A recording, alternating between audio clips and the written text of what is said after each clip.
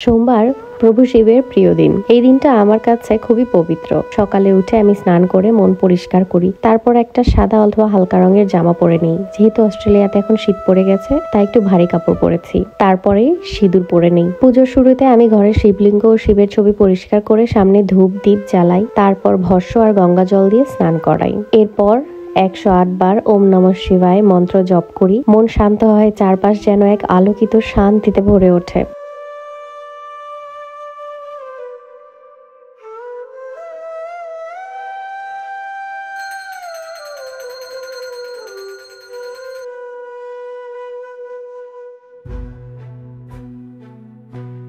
এরপরে আমি শুরু করে দিই আমার ঘর পরিষ্কার, সিঁড়ি ঝাড়ু দেওয়া, ঘর পরিষ্কার করা। এগুলো ছাড়া যেন শিব উপাসী মনে হয় না। ঘর পরিষ্কার শেষ হয়ে গেলে শুরু করে দিই আমি শিবের প্রসাদ রান্না করা। সোমবার নির্জলা উপবাস রাখার চেষ্টা করি।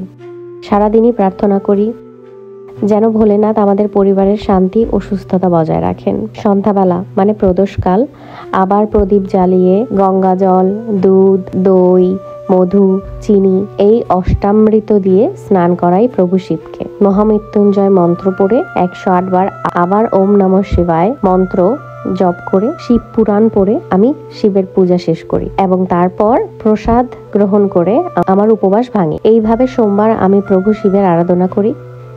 আমি বিশ্বাস করি মন থেকে করা প্রার্থনা কখনোই বিফলে যায় না। শিবই শক্তি, শিবই আশ্রয়। ওম নমঃ শিবায়।